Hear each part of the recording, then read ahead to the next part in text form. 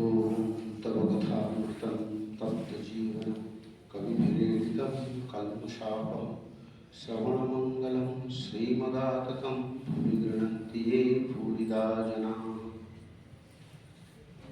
রবিবারে কথামৃততে মাস্টার মশাই লিপিবদ্ধ একটি শ্রীরামকৃষ্ণের বাণী শিক্ষার জীবন আমরা খুঁজে পাই। তো সেখানে মাস্টার মশাই একটি ভাগবতম থেকে একটি কোট করেছেন, শ্লোক তব কথা অমৃতম। তো ওখানে একটা অংশ হচ্ছে শ্রবণ মঙ্গলম। তো শ্রবণ মঙ্গলম আমরা যদি আমাদের নিজেদের প্রত্যেকের জীবন দেখি, দেখবো ছোটবেলার থেকেই আমরা ধর্মকথা শুনছি। ধর্মকথাও পরের অংশ, শুরুর থেকেই নৈতিক জীবনের পাঠ পেয়েছি। যখন আমরা প্রাইমারি স্কুলে পড়ি তখন বিদ্যাসাগরের ওই রচনাতে আছে, লেখাতে আছে, সদা সত্য কথা কইবে, পরের দ্রব্য না বলিয়া হাত দিলে চুরি করা হয়। একটা বাঘের গল্প আছে, বনে বাঘ পড়েছে, গরুর পালে বাঘ পড়েছে, এরকম অনেক কিছু, অনেক ছোট ছোট গল্পের আকারে আমাদের নৈতিক জীবন শিক্ষা দেওয়া হয়েছে। আমরা ছোটবেলায় পড়েছি। এখন যদি সমাজের দিকে আমরা তাকাই তাহলে বুঝতে পারবো ওই শিক্ষার কোনো ভ্যালু আমাদের জীবনে অন্তত কাজ করে। তার কারণ হলো এই শব্দটির ভেতরে শ্রবণ মঙ্গলম এর ভেতরে লুকিয়ে আছে আসল ঘটনা। কি লুকিয়ে আছে না, আমাদের বেদান্ত দর্শন অনুযায়ী শ্রবণ কথার অর্থই হলো শুধু শোনা, তারপর একটা মনন, তারপরে নিদিধ্যাসন। তিনটে শব্দের দ্বারা ব্যাখ্যা করা হচ্ছে। প্রথমে শুনতে হবে, শুনবার আবার ভাগ আছে। যেমন এখানে একটা আমরা গত দিনে শেষ করেছিলাম, মাস্টার মশাই, আমরা এই সাবজেক্টটাতে ফিরছি, তার আগে একটা অংশ মাস্টার মশাই বলছে বিনীত ভাব, জিজ্ঞাসা করছে ওখানে বিনীত মানে নত, বিশেষের নত মানে ওখানে একাগ্র মন, যার থেকে শুনছি তার প্রতি শ্রদ্ধা, ওই বিষয়টার প্রতি আগ্রহ এবং সেই বিষয়টার একটি ভ্যালু থাকতে হবে। আমি যে বিষয়টা শুনছি সেই বিষয়টার ভ্যালুটা আছে কিনা আমাকে আগে বুঝতে হবে, তারপরে যার থেকে শুনছি তার ওই ক্ষমতা আছে কিনা সেটা জানতে হবে। তো এখন শ্রবণ মঙ্গল, শ্রবণ তিন রকম মানে হলো, মানে তিনটে পার্ট হলো অ্যাকচুয়ালি। শ্রবণ কথার অর্থ সাধারণভাবে শোনা, কিন্তু বেদান্ত দর্শনের মত অনুযায়ী শ্রবণের তিনটে পার্ট। প্রথমে শুনবো, কিভাবে শুনবো, কার থেকে শুনবো, এগুলো প্রথম অংশতে বলে দেওয়া হলো। আমরা এই অংশতে বললাম যে মাস্টার মশাই বিনীতভাবে জিজ্ঞাসা করছেন, কারণ শ্রীরামকৃষ্ণ জ্ঞানী পুরুষ। জ্ঞান মানে শুধু বই জ্ঞান নয়, তার ওটা বোধ হয়েছে। তাহলে এমন ব্যক্তির কাছে শুনবো যার বোধ শক্তি জন্মেছে, ওই জ্ঞানটা তার নিজস্বতার মধ্যে এসে গেছে এবং তিনি একজন উচ্চ আদর্শ সম্পন্ন ব্যক্তি, সেটা জানতে হবে। আর আমি বিনীতভাবে মানে সম্পূর্ণ শ্রদ্ধার সাথে, আগ্রহের সাথে যে বিষয়টা শুনছি ওই বিষয়টা আমার জীবনে প্রয়োজন আছে কিনা ওটা জেনে এগোতে হবে। তাহলে এটা হলো শ্রবণ। তারপর হচ্ছে মনন, মানে ওইটাকে মন যখন একটা সাবজেক্টকে ধরে ওটাকে ঘষা মাজা করবে তখন তাকে মনন বলা হয়। আমাদের পুরনো শ্রীরামকৃষ্ণের যত শিষ্য ছিলেন, সন্ন্যাসী শিষ্য, তাদের জীবনে আমরা দেখছি তারা প্রত্যেকে যখন কোনো গীতা, উপনিষদ, কোনো শাস্ত্র, কোনো ধর্মগ্রন্থ, কোনো একটি ভালো কথা শুনছেন, তারা ওইটাকে অনেকক্ষণ চিন্তা করছে। পুরী আনন্দজি মহারাজের জীবন পড়ছে, তিনি একটি শ্লোক 3 দিন 4 দিন ধরে ওইটাকে মনন করছে। মনন মানে মনে ব্যাপারটাকে বুঝতে হবে। কেন বুঝতে হবে না, যেমন একটা ধূপের প্যাকেট এলো বাজার থেকে, আমরা কিছু বুঝতে পারলাম না, ধূপটাকে যখন জ্বালানো হয় তখনই তার থেকে একটা সুবাস বেরোবে। তাহলে তার একটা ঘর্ষণ চাই। চন্দনের কাঠ বেশি কিছু বোঝা যায় না, যখন জল দিয়ে ভিজিয়ে ঘষাঘষি করা হলো তখন তার সুবাস বেরোবে। মানে প্রত্যেকটি জ্ঞান বা শ্রেয় বস্তুর স্যাক্রিফাইস প্রয়োজন আছে। প্রত্যেকটি শ্রেয় বস্তুর স্যাক্রিফাইস তাকে উঠতেই হবে। জগৎ সংসারে যত মহাপুরুষেরা এসেছেন তারা সকলে স্যাক্রিফাইস করেছেন বলে তাদের সকলে পুজো করে। যারা সম্পত্তি বাড়িয়ে নিয়েছেন বলে কেউ পুজো করে না, তারা ত্যাগ করে নিজের থেকে নিজস্বতা, নিজস্ব বোধ, ব্যক্তি কেন্দ্রিকতাকে নষ্ট করেছেন বলে লোকে তাদের পুজো করে। এইটা হচ্ছে আসল সিক্রেট। তো মনন কথার অর্থ হলো যখন আমি শ্রবণ করছি, শ্রবণের পাঠগুলো বলা হয়ে গেল, ওই সাবজেক্টটা মানে সাবজেক্টটা আদর্শযুক্ত হতে হবে। স্বামীজি বলছেন অ্যাকচুয়ালি এই যে জগৎ সংসারে যত যত বড় বড় মহাপুরুষ ব্যক্তি, যাদের পুরো সমাজ সভ্যতা একটি পুরো জাতি তাদের যে একটু কেয়ার নিচ্ছে, তাদের দিকে যে চোখ তুলে তাকাচ্ছে, তার পেছনে আর কোনো কারণ নেই, একটি মাত্র কারণ তাদের চরিত্র। এবং সেই চরিত্রকে ব্যাখ্যা করতে গিয়ে বলছেন যদি কোনো ব্যক্তির চরিত্র উন্নত হয় তখন স্বয়ং ভগবান তার কাছে মাথা নত করে। চরিত্র যদি বড় হয় ভগবান ছোট হয়ে যায়। আমরা শ্রীরামকৃষ্ণের বাবার উদাহরণ পেয়েছি, তো তার চেয়ে আর বড় চরিত্রবান ব্যক্তি আমরা উদাহরণ দেওয়ার প্রয়োজন নেই। এমনকি শ্রীরামকৃষ্ণকে চরিত্র ছোট হয়ে যাবে, তার বাবার যে চরিত্র ছিল শ্রীরামকৃষ্ণদেব তার কাছে ছোট হয়ে যাবে। আমরা গতদিনে পড়লাম বসুদেব সুতদেব, এই কৃষ্ণ জগৎগুরু, জগতের তিনি ভগবান ঈশ্বর। তিনি তার পরিচয় হচ্ছে বসুদেবের পুত্র। কেন না, বসুদেব কি যাতনা, কি কৃষ্ণ তো ভগবান ছিলেন, আমরা তার ধরেই নিচ্ছি, বুঝেই নিচ্ছি, আচ্ছা ঠিক আছে তিনি ভগবান, তার সব জ্ঞান বোধ, তার চেতনা, তার শক্তি, তার ক্ষমতা অনন্ত শক্তি, তার পক্ষে তবু মেনে নেওয়া যায়, ঠিক আছে। কিন্তু তার বাবা তো অনন্ত শক্তি ছিলেন না, তিনি সাধারণ মানুষ ছিলেন, সৎ ব্যক্তি ছিলেন বসুদেব। সেই সৎ ব্যক্তি সারা জীবন ম্যাক্সিমাম বড় একটা সময় তিনি তপস্যাতে ত্যাগে স্যাক্রিফাইস করে দিয়েছেন নিজের যৌবনের সময়টা। সংসার, আত্মীয় স্বজন, পুত্রের মুখ দর্শন হচ্ছে না, সেই স্যাক্রিফাইসের কারণে বসুদেব বসুধরা, পুত্রের ভগবানেরও পরিচয় তার পিতার কারণে। তো পিতার চরিত্র ঠিক তেমনি শ্রীরামকৃষ্ণদেব ভগবান, তারও বাবার চরিত্র ছিল আরো বেশি উন্নত। তো এই চরিত্র স্বামীজি বলছেন যখন চরিত্র মহৎ হবে তখন ভগবানও ছোট হয়ে যাবে।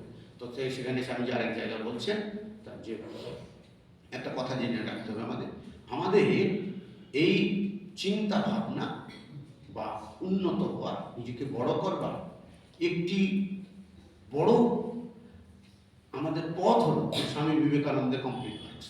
স্বামীজিকে না পড়লে কিন্তু এগোনো অতি কষ্ট। এই লোকটি এমন এমন আইডিয়া দিয়ে গেছে, যখন পড়া হয় তখন মনে হয় এটি মানুষ নয়, সত্যি সত্যি মানুষ নয়, যেন শ্রীরামকৃষ্ণের থেকেও অনেক বেশি বড়, অনেক বেশি বড়। এমন আইডিয়া পুরো কমপ্লিট ওয়ার্কস করতে হয়। কর্মযোগ, জ্ঞানযোগ, ভক্তিযোগ, রাজযোগ, প্রত্যেকটা অংশতে এই মাস্টার অফ অল এই লোকটি। তো তার চিন্তা ভাবনা এত সূক্ষ্ম, তিনি বলছেন এই জগৎকে নাড়া দিয়েছে অল্প কয়েকজন মানুষ, অতি অল্প হাতে গোনা। কেন না, সম্ভব হয়েছে শুধুমাত্র তাদের চরিত্র উন্নত করে। বাকি সব আমরা হচ্ছে কমন পিপুল, জন্ম মৃত্যু গরু ছাগলের মতো, ভেড়া, জাস্ট আমাদের আর কোনো অস্তিত্ব নাই। জন্ম হয়ে গেল, পড়াশোনা বাবা মা শিখিয়ে দিয়েছে, বেশি ফার্স্ট হতে হবে, চাকরি করতে হবে, ব্যবসা করতে হবে, টাকা রোজগার করতে হবে, তারপর কয়েকদিন করে রোগ ভোগে মরে গেল। বুদ্ধ কবে মরে গেছে লোকটা? এই জগৎ পুরো বিশ্ব সংসার তাকে পুজো করছে, জাস্ট স্যাক্রিফাইস। একটা প্রশ্ন জেগেছিল মানে, সে লোকটা আমাদের মতো, সিদ্ধার্থ আমাদের মতো সাধারণ মানুষ ছিলেন, 40 বছর অব্দি, 30-35 বছর অব্দি, বউ ছিল, বাচ্চা ছিল, রাজত্ব ছিল, ভোগ ছিল। একটা প্রশ্ন যাবে, এইটার পরে কি আছে? এই লোকগুলো কেন কষ্ট পাচ্ছে? জাস্ট ওই একটা প্রশ্ন মানুষটাকে সাধারণ মানুষ থেকে জগতের দেবতা ভগবান তিনি হয়ে গেলেন। ঠিক তেমনি প্রত্যেকটা যীশু খ্রিস্ট একটা মানুষ, তাকে তার শিষ্য তাকে স্যাক্রিফাইস করে দিল 30টি টাকার কারণে। সে লোকটা মৃত্যুর পথে দাঁড়িয়ে বলছে এই বাচ্চাটা কিছু জানে না, বোকা ছেলে, অজ্ঞান, তাই 30টা টাকার লোভে আমাকে ধরিয়ে দিয়েছে। সে যদি জ্ঞানী হতো তাহলে সেই কাজটা করতো না। তাই ভগবানকে ক্ষমা করে দাও তুমি, ছেলে সেই ফরগিভনেস, ক্ষমা করে দাও। এই একটি কারণে মানুষটি ভগবান হয়ে গেলেন, সাধারণ একটা সাধক থেকে ভগবান। তো স্বামীজি বলছেন এই অল্প কয়েকটি মানুষ শুধুমাত্র চরিত্রের কারণে জগৎকে নাড়া দিয়ে গেছে, যুগে যুগে মানুষ তার পুজো করছে। আমরা উদাহরণ দিয়েছি দেড়ে গ্রামের যে জমিদার, দেড়ে গ্রামের জমিদার কেমন অদ্ভুত। দেড়ে গ্রামের জমিদার সম্পত্তি বাড়িয়ে নিতে চায় 2 নম্বরই করে, সম্পত্তি বাড়িয়ে নিতে চায় 2 নম্বরই করে, কিন্তু প্রমাণ হিসেবে তুলে ধরতে চায় সৎ ব্যক্তি। এই একটা কোথাও জগতে পাবে, সত্যমেব জয়তে, এই হচ্ছে লোকটা 2 নম্বরই করে সম্পত্তি কেড়ে নিতে চায়। সে কারণের একটা পথ হিসেবে সে বেছে আনছে সবচেয়ে সমাজের সর্বোৎকৃষ্ট একজন আদর্শবান পুরুষকে, বলে তুমি এসে দাঁড়িয়ে বলে দাও। আর এই লোকটা বলছে বলবো, যা হবে হোক, সব কেড়ে নিয়েছি। তো সেই কারণে ওদের বাড়িতেই ভগবান এসেছে।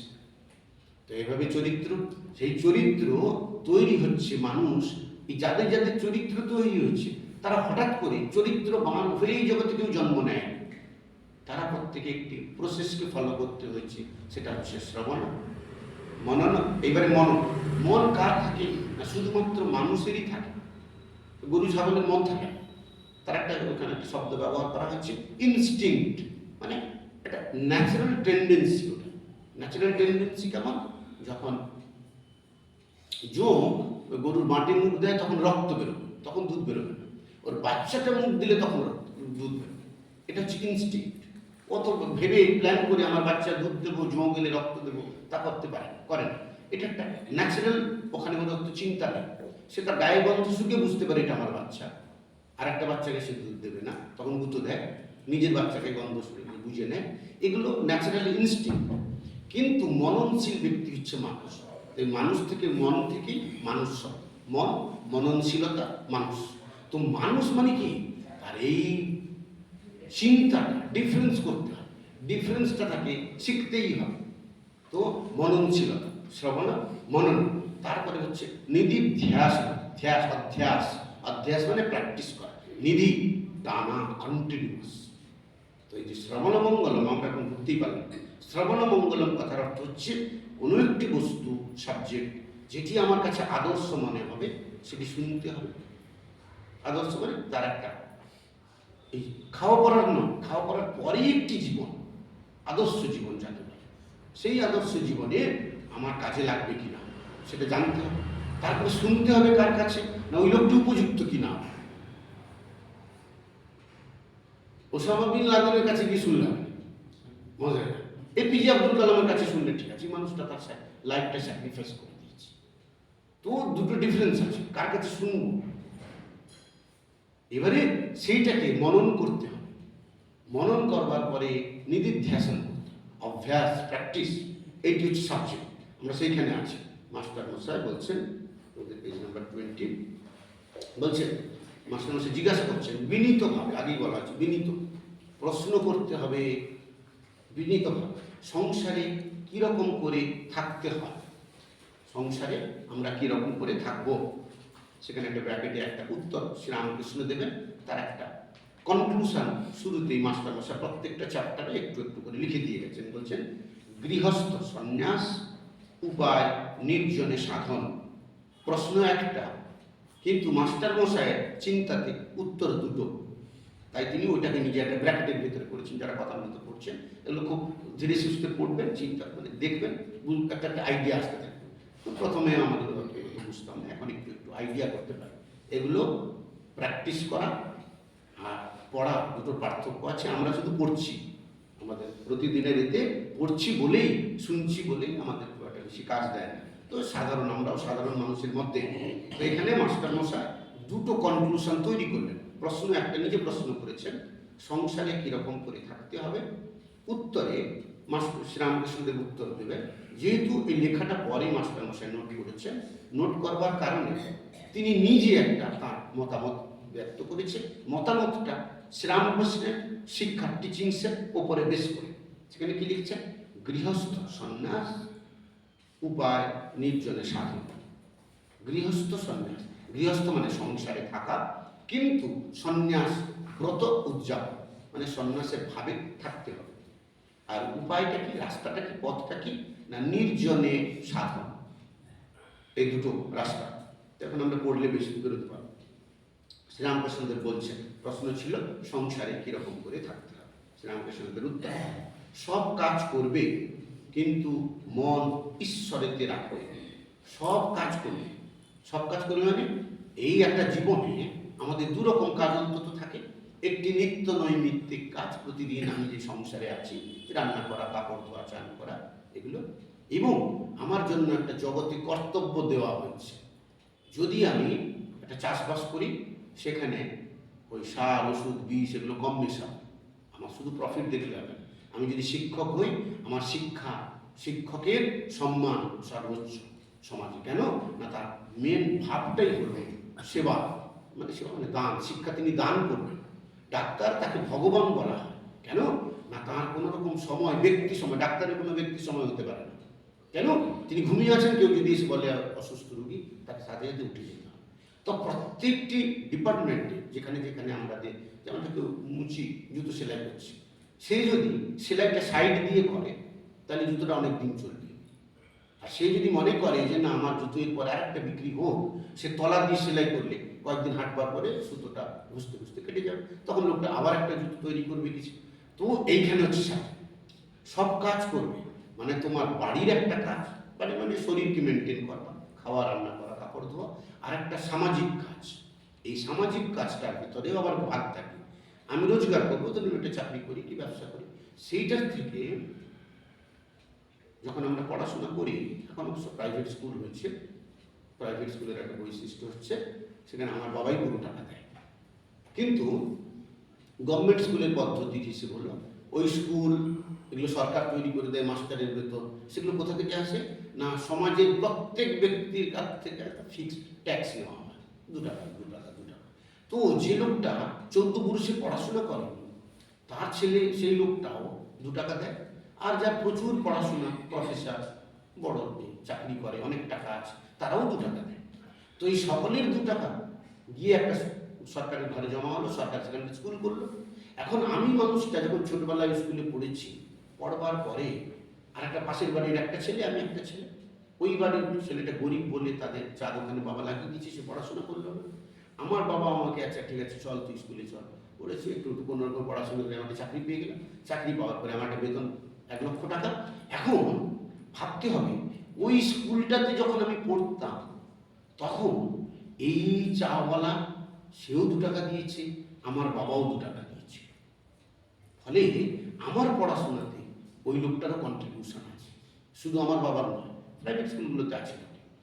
কিন্তু একটা গভর্নমেন্ট স্কুলে, যেগুলো সাধারণ শিক্ষা পদ্ধতি, সেখানে প্রত্যেক মানুষের, মুচিরও আছে, পণ্ডিতেরও আছে, একটা গৃহস্থ মানুষের, সকলের আছে ওখানে কন্ট্রিবিউশন। ফলে সেই তাদের কন্ট্রিবিউশনে আমার শিক্ষা আমি আলোকিত হয়েছি। ফলে আমার এখন কন্ট্রিবিউশন হলো সমাজে কিছু কাজ করা। যদি এরকম কিছু চায়ের দোকানে ছোটো বাচ্চা কাজ করে, তাদের সাথে একটা করে, আচ্ছা তুই সন্ধ্যাবেলা কাজ কর, সকালে স্কুলে যা, আমি কিছু টাকা দিচ্ছি, এই আচ্ছা এইভাবে একটা কোনোভাবে, বা তার বাবাকে কিছু টাকা দিয়ে এখন রোজগারটাও নাই করুক, পড়াশোনা করুক, এইভাবে প্রত্যেকের একটা কন্ট্রিবিউশন রাখতেই হবে। এই জন্য বলা হয় দেবঋণ, ঋষি ঋণ, ভূত ঋণ, সামাজিক ঋণ, পিতৃঋণ। এই ঋণগুলো আমাদের বেদান্ত দর্শন, আমাদের শাস্ত্র বর্ণনা করে গেছে। তো ফলে সব কাজ করতে হয়। ফলে আমার নিত্য নৈমিত্তিক কাজ, স্নান করা, খাওয়া, আমার যেটা যে সেক্টরে আমরা কাজ করি সেখানে একটা ব্যাপার। 3 হচ্ছে সামাজিক একটু আমাদের দায়বদ্ধতা, এই জন্য সব কাজ করবে, কিন্তু মন ঈশ্বরেতে রাখবে। এখন এই ঈশ্বরেতে আমি বুঝি না, ঈশ্বরের কথাটা এটা ডট ডট ডট ডট রইল, মন ঈশ্বরেতে রাখবে। স্ত্রী, পুত্র, বাপ, মা সকলকে নিয়ে থাকবে ও সেবা করবে। তো এই যে আমাদের ব্যক্তি জীবন কোথা থেকে শুরু হয়? প্রথমে আমি নিজে, তারপরে আমার বাবা, মা, স্বামী, স্ত্রী, পুত্র, সন্তান, এগুলোর থেকে শুরু হয়। সেই জন্য রামকৃষ্ণ বলছেন, স্ত্রী, প্রশ্ন করেছেন সংসারে কিভাবে থাকবো। তো সংসার সাবজেক্টটা আমাকে একটা ছোট ধারণা হলো, অনেক ধর্মের সংসারের অনেক ধারণা। একটা হচ্ছে স্বামী স্ত্রী, ছেলে হলেই, ছেলে মেয়ে হলেই ওটাকে সংসার বলে, এখন অন্তত হয়েছে। তাও আবার স্বামী আলাদা, স্ত্রী আলাদা আছে, ছেলে হস্টেলে থাকে, স্বামী একটা অন্য জায়গায় থাকে, মানে একটা রুমে আলাদা, স্ত্রী আর একটা রুমে থাকে, একই শহরে থাকে। এখন সংসারের ভাগ হয়ে গেছে বলে সকলে আমরা স্বাধীন, নিজের মতো থাকি। এই কিছুদিন আগে অন্তত 2টা ছিল না। তখন এই বাবা মা, স্ত্রী পুত্র, বাপ মা। এবারে কি পরের অংশটা হচ্ছে সকলকে নিয়ে, মানে শুধুই স্ত্রী পুত্র বাপ মা নয়। সংসার কথার অর্থ সংসারকে ধীরে ধীরে বৃহৎ করতে হয়। তো বৃহতে কোথায় গিয়ে পৌঁছবে না, আমার পাড়া প্রতিবেশী, আমার গ্রাম, আমার রাজ্য, আমার দেশ, এইগুলো এখন এই সংসার কথাটা তো এইভাবে বৃদ্ধি পাচ্ছে। ওই জন্য প্রথমে স্ত্রী পুত্র দিয়ে শুরু করছেন, স্ত্রী পুত্র বাপ মা, তারপরে হচ্ছে সকলকে নিয়ে থাকবে, ও সেবা করবে। শুধু থাকানো বলে আমি তো আছি, সেবা করবে। এখন সংসারে সমস্যা কোথায় হয় না, স্বামী মনে করে আমি সেবা করতে যাবো কেন, স্ত্রী মনে করে আমি সেবা করতে যাবো কেন, মেয়ে বলে কি আমি শুধু রান্না করবো নাকি, স্বামী বলে আমি পুরুষ বলে কি সারা বছর রোজগার করবো নাকি, এই করতে গিয়ে মারপিট লেগে গেছে। তো প্রত্যেকের সেবা ভাব থাকবে, তাহলে আর মারপিটটা লাগবে না। সেই জন্য বলছেন শুধু তাই না, আবার এটা হলো সংসারের মধ্যে, এবারে সমাজের মধ্যে হয়ে গেছে এই ব্রাহ্মণ ক্ষত্রিয় শূদ্র এগুলো কিছু, হিন্দু মুসলমান, নারী পুরুষ, কোথায় যাবে তুমি? বৃদ্ধ লোক, বৃদ্ধ লোককে কেউ পাত্তা দেয় না, সে বয়স হয়েছে, তার ছেলে এখন বড় হয়েছে বলে তাকে পাত্তা দেয় না, তার কথা শুনবে তো হবে না, সেটা শুনবে না, বাবা আর বয়স হয়ে গেছে, সে আবার কি বুড়ো লোক। তো এই জন্য বলছেন সকলের সেবা, সকল ছোট বাচ্চা ছেলে মেয়ে থাকলে আমাদের শাস্ত্র বলছে এই ছেলে মেয়ের পড়াশুনো, তাদের বিয়ে পর্যন্ত বাবা মা দায়িত্ব। বৃদ্ধ বাবা মা থাকলে তাদের সেবা করা সংসারের নিয়ম আছে যে আগে বৃদ্ধ বাবা মা এবং ছোট বাচ্চা ছেলে মেয়ে তারা যখন থাকবে তাদের জন্য কোনো নিয়ম নয়, তারা যখন খিদে পাবে তাদের খেতে দিতে হবে। কিন্তু একটা এমনি একটা অ্যাডাল্ট মানুষ, সে উঠেই ভোরবেলা উঠেই 5টার সময় একবার দিয়ে এক থালা মুড়ি নিয়ে খাবে, তা ওটার জন্য তার জন্য তার একটা নির্দিষ্ট নিয়ম থাকে, সেই সকালে উঠে একটু কাজ করবে, 8টার সময় টিফিন করবে, এভাবে একটা পদ্ধতি। কিন্তু বাচ্চা বা বুড়ো বাবা মা তাদের জন্য কোনো নিয়ম হবে না।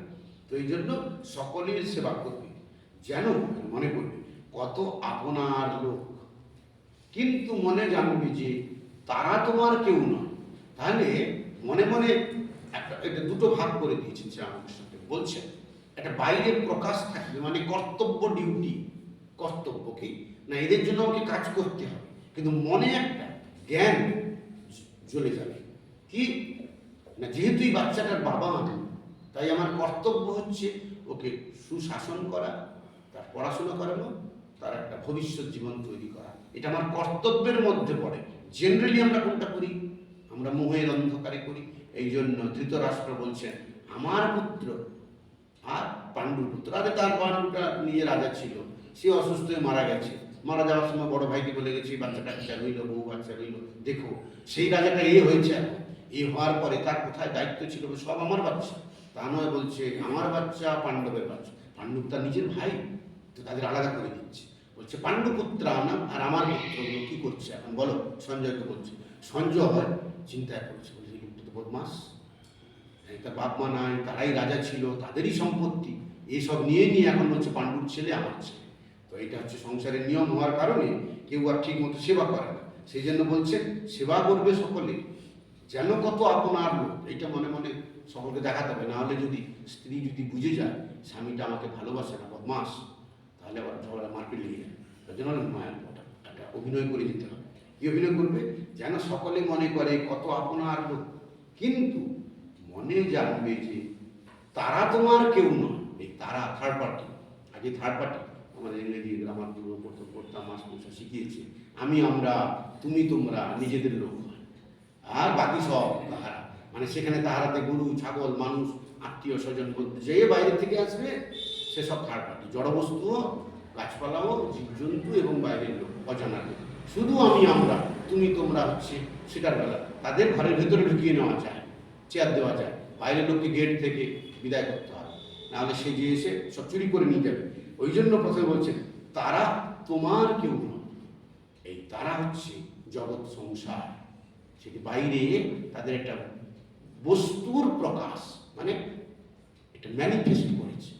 বলছেন আমি, আমার একটা চেতনা আছে, প্রত্যেক মানুষ, আমি অপরের চেতনা বুঝতে পারি, আমি আমার চেতনা বুঝতে পারি।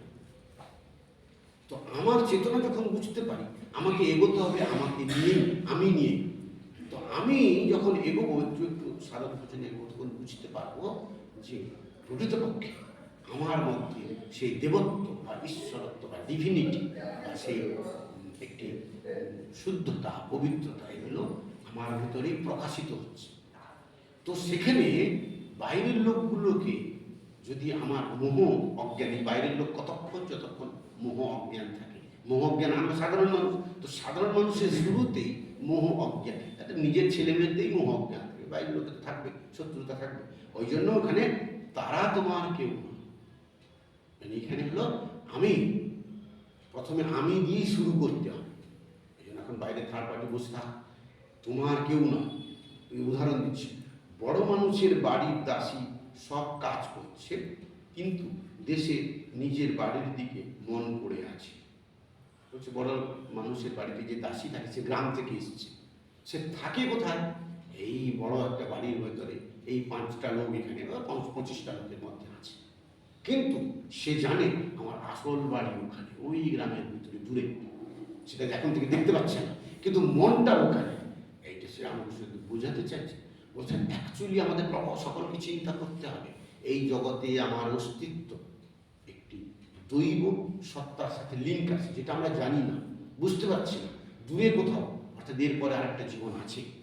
তো সেই আরেকটা জীবন আছে, সেইটার সাথে আমি যুক্ত প্রকৃতপক্ষে, কিন্তু না জেনে না বুঝে অজ্ঞানের মতো মোহ অন্ধকার এই মায়ারূপ একটা সংসার আমাকে জড়িয়ে দিয়ে এই পৃথিবীতে ছেলে মেয়ে, বলছেন এই ছেলে মেয়ে, স্বামী স্ত্রী, বাবা মা, পিতা মা, এগুলো এই লোকের বাড়িতে আমি যে কাজ করতে আছি সেরকম অ্যাকচুয়ালি ঘটনা। তুমি যাদের নিজের মনে করছো অ্যাকচুয়ালি এরা নিজের নয়, তুমি ইন্ডিভিজুয়াল একটা ব্যক্তিত্ব, ব্যক্তি, সেপারেট ব্যক্তি সত্তা।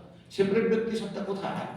না যখন সাধনা শুরুতে আসে, শ্রীরামকৃষ্ণদেব সর্বভূতের ভেতরে নিজের অস্তিত্ব খুঁজে পেয়েছিলেন। সেটা প্রথম দিনে নয়, তিনি প্রথম দিন সব মানুষের ভেতরে নিজেকে খুঁজে পেয়েছেন। তার তিনি প্রথম নিজের থেকেই শুরু করেছেন। জগৎ সংসারে প্রত্যেকটি ব্যক্তি যারাই ঈশ্বর হয়েছে, দেবত্ব প্রাপ্ত হয়েছে, যারাই নিজেদের ব্যক্তি সত্তাকে সম্পূর্ণ মিলিয়ে দিয়েছেন জগতের সত্তা, তাদের শুরু হয়েছিল আমি দিয়ে। আমি না থাকলে আমার মানে এই জগৎ সংসার আছে, ধরুন সকলে আছে, আমি যদি খুব মরে যাই তাহলে এই জগৎ যে আছে সেটা বুঝবো কি করে? এখন আমি বেঁচে আছি বলে আমি বুঝতে পারছি জগৎ, বাবা মা, ঘর বাড়ি, পৃথিবী, আমেরিকা, ভারতবর্ষ, এই রাত দিন, আকাশ বাতাস, সব এই জগতের একটা অস্তিত্ব। যদি আমি মরে যাই তাহলে এই যে জগৎ আছে বুঝে যাবে কি করে? আমার থেকেই জগতের অস্তিত্ব, আমার থেকেই জগতের অস্তিত্ব শুরু হয়। তাই চিন্তা ভাবনাটাও শ্রীরামকৃষ্ণ সেখান থেকে বলছেন, মনে জানবে তারা তোমার কেউ নয়। এই যে তারা, তারা একটা জাগতিক মোহের জালের মধ্যে ফেসে গেছে। মোহের জালে আমাদের বেদান্ত দর্শনের উদাহরণ আমরা বারবার দিই, ওখানে অধ্যাস ভাষ্য বলে শঙ্করাচার্য ব্যাখ্যা করেছেন। সেটা কি না, মরুভূমিতে আমরা চলেছি, যেতে মরুভূমি খুব গরম, পিপাসা পায় স্বাভাবিক, একটু দূরে দেখা যাচ্ছে খেজুর গাছের জল, খেজুর গাছ দেখতে পাচ্ছি পুরো মরুদ্যান, সেখানে জল ঢেউ ফেলছে। তখন লোকগুলো দৌড়চ্ছে, এই সামনে জল, অনেকক্ষণ পিপাসা পেয়েছে তো হাঁটতে পারছিল না, একটু কষ্ট করে হাঁটছে, তারপরে দেখছি জল আর খেজুর গাছ, তখন দৌড়চ্ছে, বলেই তো পাশে এসে গেছে, তখন আগে গিয়ে খেতে হবে। এই অ্যানিম্যাল প্ল্যানেটসে আরও দেখায় যেগুলো জিওগ্রাফিক চ্যানেল, সেখানে হাতি বা ঘোড়া এগুলো অনেক দূর হাঁটতে হাঁটতে যাচ্ছে, গরু হাঁটতে হাঁটতে যাচ্ছে, যেই পুকুরের একটা জলের এতে যাচ্ছে, পাশে এসে গেছে, জলের একটা ওদের একটা প্রকৃতির আমরা বুঝতে পারি, আমরা মানুষ আমাদের পঞ্চ ইন্দ্রিয় কাজ করে, ওদের ইন্দ্রিয় কাজ করে না বেশি, তো ফলে ওদের একটা বোধ শক্তি, সেন্স কাজ করে, ঘ্রাণ শক্তি বলা যায়। তো ঘ্রাণ শক্তিতে বুঝতে পারে সামনে জলের পাশে এসে গেছে, তো জলের পাশে এসে গেছে মানে একটা ঠান্ডা কিছু ওরা বুঝতে পারে। তো তখন সেই একটা দূরত্ব দৌড়তে থাকে, পাশে একদম আগে গিয়ে খেতে হবে।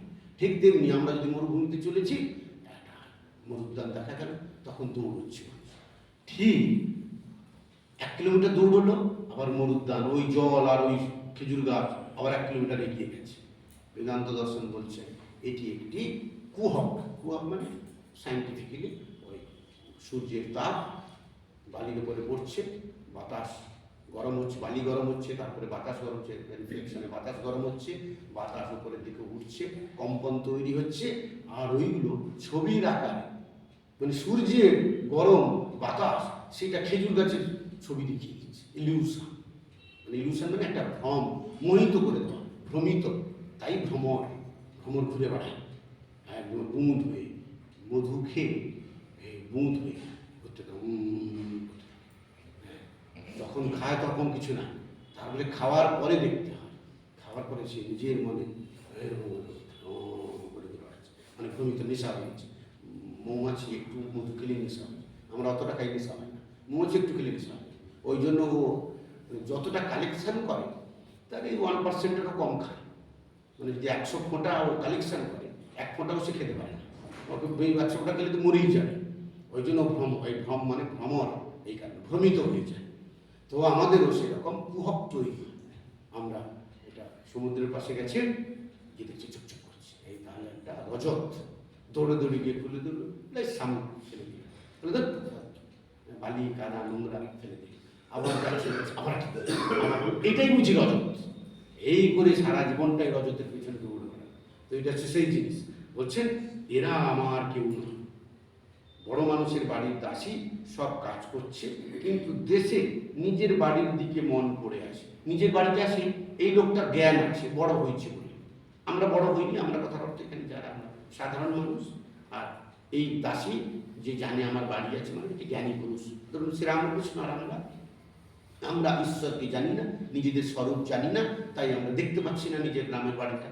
কিন্তু এই দাসী সে বড় হয়ে গেছে, তো তার বুদ্ধি জ্ঞান হয়ে গেছে, ফলে শ্রীরামকৃষ্ণের জ্ঞান বুদ্ধি ঈশ্বর লাভ করেছে, তিনি বুঝতে পারছেন। তাই বলছেন দেশে নিজের বাড়ির দিকে মন পড়ে আছে, অর্থাৎ আমি সেই ঈশ্বর থেকে জাত, আমাকে ব্যাক করতে হবে ঈশ্বর। প্রত্যেক বস্তু তার সোর্স থেকে তৈরি হয়, আবার সোর্সেই ফিরে যায়। নাহলে এখনকার বর্তমান সভ্যতার আগেও কত আগে আগে সভ্যতা, সেখানেও কয়লা ব্যবহার হয়েছে, সেখানেও লোহা ব্যবহার হচ্ছে। তারপরে একটা এই কয়লা লোহা শেষ হচ্ছে না, কিন্তু এইটা শেষ হবে, শেষ হয়ে ধ্বংস হবে, আবার নতুন সভ্যতা তৈরি হবে, সেখানে দেখা যাবে আবার কয়লা লোহা ব্যবহার হচ্ছে। মানে এইগুলোই বস্তু রোটেশনে রোটেশনে চলতে থাকবে। তো বলছেন আবার সে মনিবের ছেলেদের আপনার ছেলের মতো মানুষ করে। বলছে মনিব যার বাড়িতে কাজ করে, সে যদি আপনার ছেলে মনে না করে, তাহলে কাজ থেকে ছাড়িয়ে দেবে, বেতন বন্ধ করে দেবে। এই জন্য সে অভিনয় করতে থাকে, মনিবের ছেলেটা আমারই ছেলে, বলে আমার রাম আমার হরি, কিন্তু মনে বেশ জানে এরা আমার কেউ নয়। এটা সিসিটিভিতে দেখায়। বাবু আর দিদিমণি অফিসে গেছে, এই বাচ্চাটার খাবার নিজে খাচ্ছে, তার সে নিজে খাচ্ছে, বলে এখানে কেউ জানে না তো, পড়াশোনা নাই তো। সিসিটিভি যে ও অফিস থেকে দেখতে পাচ্ছে, বাচ্চার খাবার দুধ কর্নফ্লেক্স বাচ্চাটাকে দেয় না, দাসী নিজে খাচ্ছে। কিন্তু যখন বাবু আর দিদিমণি ফিরে এসে, তখন বলছে কি, কত আদর করলাম, কত বলছি খেয়ে নে বাবু, খেয়ে নে বাবু, সোনা বাবু, গল্প করলাম, কিন্তু খাই, নিজে বসে বসে খাচ্ছে। তো তো এখানে হচ্ছে সেইগুলো, কিন্তু মনে বেশ জানে এরা আমার কেউ নয়। কচ্ছপ উদাহরণ দিচ্ছেন। তারপরে কচ্ছপ জলে চড়ে বেড়ায়, কিন্তু তার মনে কোথায় পড়ে আছে জানো? আড়ায় পড়ে আছে, যেখানে তার ডিমগুলি আছে। সংসারের সব কর্ম করবে, কিন্তু ঈশ্বরে মন ফেলে রাখবে। এই কচ্ছপের উদাহরণ দিচ্ছেন। আমরা কুমিরকেও দেখেছি। এই লোকটি, শ্রীরামকৃষ্ণ লোকটি না, পৃথিবীর মোটামুটি যত ডেঞ্জারাস লোক আছে তার ভিতরে এক নাম্বার। এমন এমন উদাহরণ, ওই বুদ্ধি টুদ্ধি মানে চামড়া রক্ত মাংস না, একদমই হাড়ের ভেতরে ওই সবচেয়ে শরীরের সবচেয়ে দামি জিনিস হচ্ছে ম্যারো, হাড়ের ভেতরে একটা রস আছে। এই ব্লাড ক্যান্সার ঠিক করা যায়, চামড়ার ক্যান্সার ঠিক করা যায়, মাথার ক্যান্সার, সব বুদ্ধি ঠিক করে। এখন ও ম্যারো ক্যান্সার বড় মুশকিল, কিছুদিনের মধ্যে হয়ে যাবে, এর ওইটার ভেতরে ঢুকিয়ে দেবে। শ্রীরামকৃষ্ণ এই যে উদাহরণগুলো হচ্ছে কচ্ছপ, কুমির। দেখেছি কুমিরের গুলো দেখা, জিওগ্রাফি চ্যানেল দেখতে খুব ভালো লাগে। এটা কচ্ছপ, কুমিরটা ঘুরে, কিন্তু ওর আড়ার দিকে পেছনের দিকে তার ল্যাজ আছে, মুখটা বিপরীত দিকে আছে, কিন্তু তার সেন্স একদমই স্ট্রং। সে কিছু একটু আওয়াজ সাথে সাথে ঘুরে পড়লো, যে আস্তে আস্তে ওখানে উঠে গিয়ে দেখে আসছে। যখন ডিমগুলো হচ্ছে দেখাচ্ছে, ডিমগুলো দিল, একটা গর্ত করলো, আগে ডিমগুলো দিল গর্তের মধ্যে, এই পা দিয়ে সব ঢাকা দিয়ে দিল, যাতে গন্ধ কেউ না পায়, দেখতে না পায়। শেয়ালগুলো এসে খাবে, সাপগুলো এসে খাবে, এগুলো যেন কেউ জানতে না পারে। তো মাটি চাপা দিয়ে দিল, দিয়ে ওখানে আবার মানে ওদের অনেক রকম পদ্ধতি আছে, একটা ডিফারেন্ট টাইপের গন্ধ টন্ধ বেরোবে, সেটা বুঝতে পারবে না। কুমিরের গন্ধ হলে শেয়ালগুলো এসে ওখানে খুঁজবে। তো যাতে এগুলো সব কেমন ইন্টারেস্টিং সাবজেক্ট। শেয়াল ডিম, কুমিরের ডিমগুলোকে খেয়ে নেয়, আবার কুমিরগুলো জলের পাশে মৃত হয়ে পড়ে আছে। শেয়ালটা বুঝতে পারছে না, একটা পচা মাছ খেতে এসেছি বা জল খেতে এসেছি, একজন একজন কীভাবে ধরে খাচ্ছে। তো কিন্তু সকলে মনে করছে বুদ্ধিমান। এই জগৎ সংসারে আমরা মনে করছি, ধরুন যে মাস্টার আছে, সে মনে করছে যে আমার বেতন অনেক, আমি কম টাকার একটু চাল কিনে আনি। যে চাল করে দোকান করে সে জানে, বলে তোমার বেতন অত টাকা, 1 লক্ষ টাকা, আমাকেও 1.5 লক্ষ টাকা চালটা যেভাবে রোজগার করতে হবে। তো পৃথিবীতে এইভাবে ডাক্তার মনে করছে ও তোমরা বুদ্ধিমান, ঠিক আছে, যে বাচ্চাটা স্বাভাবিক হতো সেগুলো সিজার করতে, সিজার না করলে সিরিয়াস কেস, ও বাঁচানো যাবে না বাচ্চাকে, মাও থাকবে না, সব বাবা মা ভয় পেয়ে বলে না সিজার করো সিজার করো, ওই সিজার লাগতো না, সকলেই এইভাবে টাকা বের করে নিচ্ছে।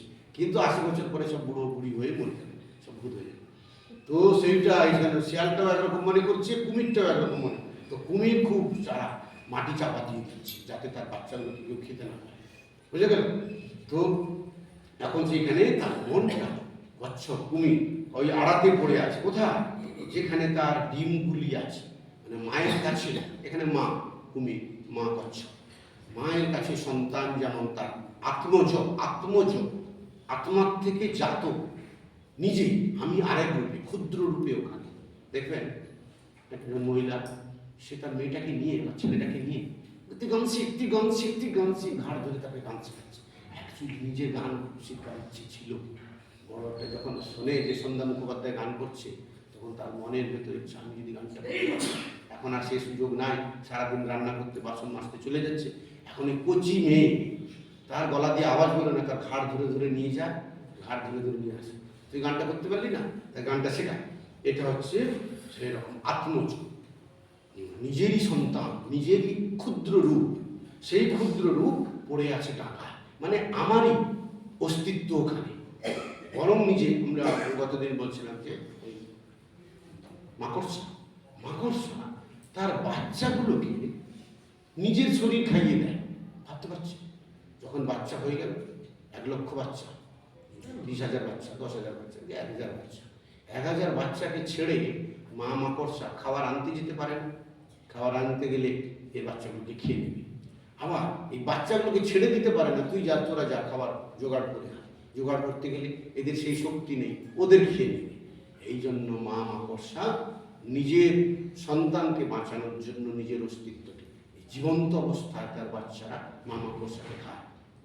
মা জীবন্ত, বাচ্চাগুলো বুঝতে পারে না যে ওটা তার মা, তাকে সেই তার ডাঁটাগুলো ধরে ধরে খেতে থাকে। ওর ভেতরে একটা রস থাকে, মানে চুলের মতো ডাঁটা, তার ভেতরে আবার রস আছে, সেই রসগুলো খেতে থাকে। তো এভাবে মা এই যে নিজেরই অস্তিত্ব মনে করে সন্তানকে, তাই নিজেকে স্যাক্রিফাইস করে। এখানেও এই কচ্ছপ কুমির বলে আমার আসল অস্তিত্ব, আমার নিজের অস্তিত্ব ওখানে। অর্থাৎ এখানে বোঝাতে চাইছেন আমরা এই জগতের মধ্যে এলেও আমাদের প্রকৃত অস্তিত্ব, আমরা ডিভাইন, আমরা দেবস্বরূপ, আমাদের ওখানে আসল জায়গা এখানে, এই জগৎ নয়। তাই বলছেন কচ্ছপ জলে চলে বেড়ায়, কিন্তু তার মন কোথায় পড়ে আছে জানো? আড়ায় পড়ে আছে, যেখানে তার ডিমগুলি আছে। সংসারের সব কর্ম করবে, কিন্তু ঈশ্বরে মন ফেলে রাখে। সব কর্ম করবে, যার যেমন যেমন দায়িত্ব দেওয়া হয়েছে সেটিতে করতে হবে, কিন্তু ঈশ্বরে মন ফেলে রাখবে। তাহলে মনটা পড়ে না, ওটা হচ্ছে এই ঈশ্বর। এই যে আমরা গত অংশতে, শুরুর অংশতে বললাম ঈশ্বরটা পড়ে থাকে, কারণ ঈশ্বরটা আমরা বুঝি না। এখানেও সেরকম, ঈশ্বরে মন ফেলে রাখবে, ঈশ্বরটা পড়ে থাক, পরে পরে আসবে। ঈশ্বরে ভক্তি লাভ না করে যদি সংসার করতে যাও, তাহলে আরো জড়িয়ে পড়বে। ঈশ্বরে ভক্তি লাভ, এই লাভের কথা মানে প্রত্যেকটা শব্দের পরপর পরপর একটা সিকোয়েন্স তৈরি করা আছে। লাভ কথার অর্থ যেটা পাওয়া গেল এবং সেটা খুব প্রয়োজনীয়, মানে ওর উপকারিতা আছে। লাভ কথার অর্থ হলো যে বস্তুটাকে পেয়েছি, পেতে হবে, এক প্রথমে পেতে হবে, 2 হচ্ছে সেটা প্রয়োজনীয়।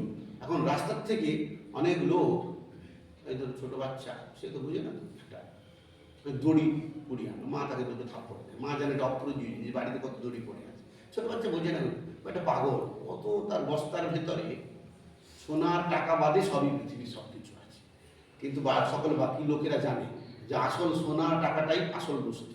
এই দড়ি, কাঠ, পাথর এগুলো কী কাজে লাগবে? পাগল ওইগুলো পড়তে থাকে। তো সেগুলো লাভ নয়। লাভ হচ্ছে যেগুলো আমাদের, যেহেতু সংসারে থাকি, সংসারে যেগুলো কাজ দেবে, অর্থ, সোনা, এইসব বিষয়। তো লাভ কথার অর্থ আগে পেতে হবে এবং তার একটি ব্যবহারিক উপযোগিতা, ইউটিলিটিস থাকতেই হবে। তো এখানে কোন বস্তু লাভ পেতে হবে? আসল বস্তু হচ্ছে ভক্তি। ভক্তি ওটা ভক্তি আবার একটা হচ্ছে সংস্কৃত বলা হয় ইয়স্য হৃদয়ে ভক্তি সহ ভক্ত, যার হৃদয়ের মধ্যে ভক্তি জাত হয়ে গেছে। ভক্তি কি না? ভক্তি হলো একটি বস্তুর প্রতি প্রথম হচ্ছে আকর্ষণ, দুই হচ্ছে সেই বস্তুর একটি কার্যকারিতা আছে এবং সেই কার্যকারিতা জাগতিক কার্যকারিতার থেকে হায়ার, মানে একটা আদর্শযুক্ত কার্যকারিতা কিন্তু আদর্শযুক্ত। সেই বিষয়ে জ্ঞান, সম্পূর্ণ জ্ঞান হতে হবে এবং যখন ওইটার প্রতি ভালোবাসা, অনুরাগ তৈরি হবে তাকে বলে ভক্তি। তো ভক্তি এখানে তার আগের শব্দ হচ্ছে ঈশ্বর। এখন ঈশ্বর কথার অর্থ হলো বেদান্ত দর্শনের মত অনুযায়ী কোনো ভগবান, কোনো দেবতা কিছু না। আমার যে শুদ্ধতা, পবিত্রতা, দেবত্ব, অর্থাৎ আমি যে সোর্স থেকে জন্ম নিয়েছি, বাবা মা সোর্স নয়, তার জগৎ সংসার সব সৃষ্টি আদি বস্তু ব্রহ্ম বস্তু, সেই ব্রহ্ম বস্তুকে ঈশ্বর বা দেবতা বা ভগবান বলা হয়। সেই ঈশ্বর বস্তু যেহেতু তিনি শুদ্ধ একমাত্র বস্তু, সেই বস্তুর প্রতি প্রথমে আগে সেই বস্তুর জ্ঞান হতে হবে, জানতে হবে, তার প্রতি আকর্ষণ থাকতে হবে এবং অনুরাগের দ্বারা, ভালোবাসার দ্বারা তাকে গ্রহণ মানে পেট হওয়ার চেষ্টা করতে হবে। সেটি হলো ভক্তি। তো বলছেন ঈশ্বরের ভক্তি লাভ মানে ওইটা আমি অনেকটা চেষ্টা করব, চেষ্টা করবার পর ওটা পাবো। যখন পাওয়া হয়ে যাবে তার দুটি অংশ, পাওয়া এবং তার কার্যকারিতা, আদর্শরূপে কার্যকারিতা, সেই দুটি থাকবে। তো ঈশ্বরের ভক্তি লাভ না করে যদি সংসার করতে যাও তাহলে আরও জড়িয়ে পড়বে। বুঝছেন? যদি ওইটা না হয় তাহলে সংসারে যদি এই টাকাকে টাকা দেখি, ঘর বাড়ি বিষয় সম্পত্তি এইভাবে যদি আমরা দেখি এবং এটি যদি বোধ শক্তি তৈরি হয়, যেটা আমাদের হয় সকলের আমাদের মধ্যে, সংসারে স্বাভাবিক বস্তু, সেইটি হলে কিন্তু কি হবে? আরও জড়িয়ে পড়বে। কেন না? এটা একটা অন্ধকার, অজ্ঞান, মোহ, মায়া, এগুলোতেই আমরা জড়িত অলরেডি। তো সেখানে এটার থেকে মানে অন্ধকারে তার থেকে বের করবে কি? আলো একমাত্র। অন্ধকার থেকে মুক্ত হওয়ার একটি মাত্র রাস্তা হচ্ছে আলোকে জ্বালাতে হবে। তো বলছেন যদি সেটা না আলো জ্বালাও তাহলে আরো জড়িয়ে পড়বে। এখন ঘরের ভিতরে অন্ধকারের মধ্যে ঢুকে পড়ে আলোটা জ্বালায়, মানে ও জানি তো নিয়ে নেবো, যে একটা হোঁচট খেলো, কাঁচের গ্লাস ছিল পড়ে আলোটা জ্বালালেই হতো। বলছে না আমি জানি তো, ছেলে একটু যুবক ছেলেগুলো এরকম করে, আমি জানি তো পারবো, চিন্তা করবেন না, ওইটা নিশ্চিত হয়ে যাবে। সেই ঢুকে গেল অন্ধকার দিয়ে, প্রথমে ধাক্কা লাগলো, সেখানে একটা কাঁচের ফুলের একটা ভাস ছিল, সেটা পড়ে টুকরো হয়ে গেল। তখন আবার আমি একবার এরকম একটা লোকে সাজানো ছিল মূর্তি, বুদ্ধ মূর্তি, আমি বাহাদুরি করেছি আর পড়ে গেল, পড়ে টুকরো হয়ে গেল। তখন সেই লোকগুলো আমাকে বললো বাহাদুরি করবার কি ছিল? বুঝলাম সত্যি তো বাহাদুরি করবার কি ছিল। পরের দিন নিজের টাকা খরচ করে একটা বুদ্ধ মূর্তি কিনে আনি। তারপরে যদি কিনে দিয়েছি তখন আবার অহংকার কাজ করছে, বললাম তুই যখন কিনেই দেবো তাহলে তোমার দুটো কথা শুনবো কেন? তখন আমি আবার গালি দিলাম, তোমার তো কিনে দিয়েছি আমি, না একই জিনিস কিনে দিয়েছি, তাহলে আবার তোমার সহ্য করবো কেন? তো আমি তখন আবার সম পরিমাণ দিয়ে দিলাম। তো এখন বলছি ঈশ্বরের ভক্তি লাভ করে যদি সংসার করতে চাও তাহলে আরো জড়িয়ে পড়বে, বিপদ, শোক, তাপ এসবে অধৈর্য হয়ে যাবে। এখন বিপদ, শোক, তাপ এসবে, ধরুন আমার বাবা অসুস্থ, আমি যদি খুব টেনশন করি তাহলে আমারই সুগার প্রেশার ধরে যাবে। আমার কাজ কি বাবা অসুস্থ, ডাক্তারের কাছে নিয়ে যাওয়ার সাথে সাথে তার সেবা করা, ওষুধপত্র এনে দেওয়া। এখন বাবা যদি বাঁচলো ঠিক আছে, বাবা যদি না বাঁচলো তখন আমি কি করতে পারি? আমার ওইটুকুই, আমার জন্য যেটুকু করতে, বাবার কী হবে বলে তাকে ডাক্তারের কাছে নিয়ে যায়। বাবার কী হবে খুব চিন্তা করছে, বল্লা করছে, যেটা করার দরকার ছিল সেটা করেনি। তো এই জন্য যদি এই জ্ঞানটা না হয় যে বাবার জন্য আমার কর্তব্য বা উপযুক্ততা কি, সাথে সাথে তার সেবা করা, ডাক্তারের কাছে নিয়ে যাওয়া, ওষুধ এনে দেওয়া, রক্ত যেভাবেই হোক রক্ত খুঁজে আনা, বলে আমি এখন অসুস্থ আছি রক্তটা দিতে পারবো না, তো বাবা তো টপকে যাবে। তো সেটা করলে হবে না, আমাকে রক্ত দিতে হবে। তো কিন্তু টেনশন করলে হবে না। ওই জন্য বলছেন যদি অধৈর্য হয়ে যাবে, যদি জ্ঞান না থাকে তাহলে অধৈর্য হয়ে যাবে। আর যত বিষয় চিন্তা করবে ততই আসক্তি বাড়বে। বলছি যত বিষয় চিন্তা করবে তত আসক্তি বাড়বে। এখন এই বিষয় চিন্তাটা এক লাইনে বলা যেতে পারে আমাদের পৃথিবীর যত বড় বড় ধনী ব্যক্তি আছে, অন্তত ওইটা দিয়ে বিশ্লেষণ করলে হয়ে যাবে। তারা জানে না কত টাকা আছে, তারা জানে না। তাদের যদি জিজ্ঞাসা করেন বলতে পারে। শ্রীরামকৃষ্ণের উদাহরণ আছে, রাজা জানে না তার কোথায় কত সম্পত্তি। এই যে মন্ত্রী টন্ত্রী অ্যাকাউন্টেন্ট রাখা আছে, তারা হিসেব করতে গেলে বলছে দাঁড়ান মার্চ মাসে 31 মার্চে ব্যালেন্স শিট হবে, তখন বলবো। সারা বছরটাই বলতে হচ্ছে। 31 মার্চে গিয়ে বললো একটা অত হাজার কোটি টাকা, তো হাজার কোটি টাকা তোমার কি কাজে লাগবে? কোনো কাজে লাগবে না। কিন্তু সে এমন একটা সিস্টেমের মধ্যে পড়ে গেছে যে ব্যবসা বন্ধ করে এসে বাড়িতে বসবে, সে হওয়ার উপায়। ওই ব্যবসা আছে, আবার একটা চালু করতে হচ্ছে। এই করতে করতে এই সংসারে বলে যত বিষয় চিন্তা করবে তত আসক্তি বাড়বে। এই আসক্তির চক্করে সব মানুষজন বোধহয় কতটি করে ফেলছে। আসক্তি সকলের জন্যই এটা অ্যাপ্লিকেবল। কোনো একটা পার্টিকুলার কেউ ওই বড় বড় ধনী লোকেদের কথা বলা হলো বাবার দরকার নেই। একটা গরিব ক্ষুদ্র লোক, তারও আসক্তি, তার নাই বলে স্বামীজির এইসব বিষয় অনেক সুন্দর আছে, ব্যাখ্যা আছে। যে গরিব লোকটা তার অপশান নাই, তার আসক্তিটা বোঝা যায় না, তারও আসক্তি আছে, তীব্র আসক্তি। আর ধনী ব্যক্তি তার প্রচুর আছে, তারও আসক্তি। একটা ঘটনা আছে, সেটা হচ্ছে একটা লোক ব্যবসা করে, গদিতে গেছে, অনেক টাকা পয়সা নিয়ে মালপত্র করতে গেছে, গিয়ে যাচ্ছে, ভোরবেলা পৌঁছে গেছে, আগে মালপত্র নিয়ে চলে আসবে, নিয়ে দোকান খুলবে। গিয়ে দেখছে ভোরবেলা পৌঁছেছে, গিয়ে দেখছে একটা লোক ওই ইটের ওপরে মাথা দিয়ে শুয়ে আছে, নাক ডেকে ঘুমাচ্ছে। বলছে তো অদ্ভুত কথা, আমার গদির বিছানা আছে বাড়িতে, গদির বিছানা, আমি তো সে ঘুমটা হলোই না। সে রাত্রে 2টোর থেকে উঠে ভোরবেলা যেতে হবে করে আমার ঘুম, অ্যালার্ম দেওয়া ছিল 3টের সময়, ঘুম ভেঙে গেছে 2টোর সময়। বাড়িতে বউ 2টো কথা শুনেছে, তোমার ঘুম হয় না, বুড়ো বয়সে 4টে কথা শুনিয়ে দিল, নিজেও ঘুমায় না, আমাকেও ঘুমোতে দেয় না, এসব বললো। তো আর কী করবে, দুটো ঝাড় খেয়ে তারপরে টাকা পয়সা নিয়ে বেরিয়ে এসেছি। তুমি চিন্তা করছে, এখন দোকান তো খোলেনি, আগে ফাঁকে পৌঁছে গেছে। এসে দেখছে ওই বারান্দায় একটা লোক ইট মাথা দিয়ে ঘুমোচ্ছে। তো বলছে তো চিন্তা করছে, বাবু তাকে ডেকে তুলেছে, এই ওর চা খাইছে, বলে তুই ঘুমোচ্ছিস অত ভালো করে ঘুমোচ্ছিস কী করে? বলছে ভালো করে কেন না, তুই ইট মাথায় দিয়ে ঘুমোচ্ছিস, আমার গদিতে ঘুম হয় না। বলছে না আমি তো লেবারের কাজ করি, তো লেবারের কাজ করেছি। তোর ভয় নেই কিছু? না আমার কী ভয়, আমি লেবারে যত টাকা পাই তাতে আমার শুধু খাওয়া খরচটুকুই হয়, এই 40 টাকা পাই, 40 টাকা আমি পেট ভরে খেয়ে নিই, তো আমার আর কোনো নাই যে কেউ চুরি করে নিয়ে যাবে সেই ভয় তো আমার নাই, তাই আমি ঘুমোচ্ছি। বলে আচ্ছা বেশ, তো তোর বড় হওয়ার ইচ্ছে আছে কি? বলছে ইচ্ছে তো আছে, পড়াশোনা করিনি, আর তোমরা বড় বড় ব্যবসায়ী লোক, প্রচুর টাকা, তোমরা তো ব্যবসা করতে পারো, আমার তো তা নয়, আমি লেবারের কাজ করি। বলে তুই ব্যবসা করবি, তুই খুব সৎ লোক, তুই ব্যবসা করবি? বলে হ্যাঁ করবো, দাও। বলছে তুই এক কাজ কর, এই টাকা পয়সা নে, আর তুই এই হোলসেল এই দোকানে আমি বলে দিচ্ছি, তোকে কম দামে মাল দেবে, তুই কাপড় কিনে বিক্রি করবি, তুই পেন কিনে বিক্রি করবি, চাল কিনে বিক্রি করবি, কর। বলে ঠিক আছে। তো সে করছে। এই লোকটা এই যে টাকা দিয়েছিল, তো তার খুব আনন্দ হয়েছে, আমি গরিব লোককে সাহায্য করেছি, তার আনন্দ হচ্ছে। আনন্দ হওয়ার ফলে সে এখন করছে নিজের ব্যবসাতে আর মন নেয়, সে সকলকে দিয়ে যাচ্ছে। গরিব গরিব লোক দেখে 200-500 করে দিচ্ছে, বলে ব্যবসা কর। তো সকালে কেউ একটা ফল দোকান, চা দোকান করছে, আর এর টাকাটা কমছে ধীরে ধীরে। আর এই যাদের দিচ্ছিল, আমরা এখন একটা লোককে উদাহরণে ধরেছিলাম যে ইট মাথায় দিয়ে ঘুমোচ্ছিল, সে এখন পেন কিনে, বই কিনে একটা হোলসেল, প্রথমে ছোট দোকান, তারপর হোলসেল ব্যবসা করতে করতে তার 25খানা দোকান, গাড়ি গদি এসি ছাড়া থাকতে পারে না, কিন্তু আর ঘুম নাই। আর এই লোকটা দিতে দিতে দিতে দিতে গরিব হয়ে গেছে, লেবারের কাজ করে এখন। তো এখন এই লোকটা একদিন এই আবার মাল কিনতে এসছে 10 বছর পরে। এই যেটা লেবার, তার এখন 25টা গোডাউন হয়েছে, 25টা দোকান, ম্যানেজার আছে 5টা।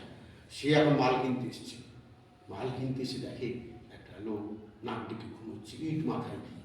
বলছে বেটা তোর, আর তুই কে?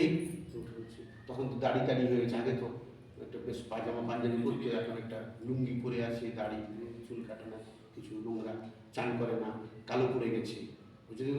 বলছে আর বলো না ভাই, আমি আগে আমার ঘুম হতো না, আগে ঘুমোতো না, এখন খুব সুন্দর ঘুমায়। কী করে? না 40 টাকা রোজগার, তখন 50 টাকা, 50 টাকা রোজগার করি আমি, ওইটা আমার হয়ে যায়, লেবারের কাজ করি, খেয়ে আর ঘুমিয়ে পড়ি, আমার কোনো চুরি টুরি কিছু হয় না, আর এখানে ঘুমাই, বৃষ্টি হলে একটু ছাদের তলায় যায়, তো দোকান তো বন্ধ রাত্রিবেলা সেখানে থাকি, আবার সারাদিন তো আমি লেবারের কাজ করি, তাই কোনো অসুবিধা নেই। মনে পড়ে গেছে, বলে কী বললি কী বললি? বলছে তো এটা কী করে হলো? বলে আর বলো না, আমি আগে বড় ব্যবসায়ী ছিল, জানো, আগে আমি এই বড় একজন ব্যবসায়ী ছিলাম, আমার তখন ঘুম হতো না, সে একটা একদিন এইখানে এসে দেখি একটা লেবার ঘুমোচ্ছিল, তাকে আমি দিলাম, টাকাটা দিলাম, খুব আনন্দ হলো। তারপরে আমি দেখলাম আনন্দ হয়েছে, তাহলে আনন্দ বৃদ্ধি করি। এতদিন তো রোজগার করেছি, আমি সকলকে দিতে থাকলাম যে আমি এখন গরিব হয়ে গেছি, আমার আর ব্যবসা নেই, বন্ধ হয়ে গেছি, সব ব্যবসাটা ডুবে গেল, আমি এখন লেবারের কাজ করি। এইটা হচ্ছে ওটা ব্যাটা, তুই বদমাস, তুই আমি আগে তো শান্তিতে ঘুমোচ্ছিলাম, আমি সেই লোক, চিনতে পারছিস? এখন গোলগাল হয়ে গেছে, চামড়া আগে কালো ছিল, এখন ফর্সা হয়ে গেছে, ক্রিম মাখে তো, তো একটা কেউ লোক আছে মাসাজ করে দেয়, ঘুম হয় না। বলছে আমি সেই লোক, সেই লেবার ছিলাম, আমার তখন ঘুম হতো, তোর সম্পত্তি তোর সব নিয়ে আমি চললাম, তো তাকে দিয়েছে। হচ্ছে তো যত বিষয় চিন্তা হবে তত জড়িয়ে পড়বে শ্রীরামকৃষ্ণ। এটা গল্প, ঘটনা, ফ্যাক্ট এসব হচ্ছে। তো শ্রীরামকৃষ্ণ এইভাবে আমাদের শিক্ষা দিচ্ছেন। মানুষটি পড়াশোনা নাই, কিছু না, কিন্তু প্রত্যেকটি কথা, প্রত্যেকটি উদাহরণ একেবারে জীবন্ত। এই মাস্টার মশাই আমরা যত পড়েছি দেখছি, মাস্টার মশাইয়ের বর্ণনা মতো অত জীবন্ত আর কিছু এখনো খুঁজে পাইনি। রবীন্দ্রনাথের অনেক কবিতা পড়ছি, সাহিত্য পড়ছি, বিভূতিভূষণ বন্দ্যোপাধ্যায়ের রচনা পড়েছি, খুবই জীবন্ত, খুবই রবীন্দ্রনাথের জীবন্ত। কিন্তু এই মাস্টার মশাইয়ের এই যে অনুভব, তার যে বর্ণনা একেবারে জীবন্ত, কত জীবন্ত করবে। আর শ্রীরামকৃষ্ণদেবের এই উদাহরণগুলো, ঘটনাগুলো, শব্দগুলো মানুষের মনকে, মৃত মানুষকে জাগিয়ে তুলবে বলে বাবাটা চিন্তা করবার বিষয় বটে, সার্জনী বটে। তো ফলে আমাদের শ্রীরামকৃষ্ণের জীবনী, তার বাণী, তার শিক্ষা, তার কথামৃত আমাদের প্রতিদিন শ্রবণ মঙ্গলম, শ্রবণ করতে হবে, শ্রবণ মনন এবং নিদিধ্যাসন, যার দ্বারা আমরা সেই লক্ষ্যতে পৌঁছব। ওম শান্তি শান্তি শান্তি। হরি ওম তৎসৎ। শ্রীরামকৃষ্ণার্পণম।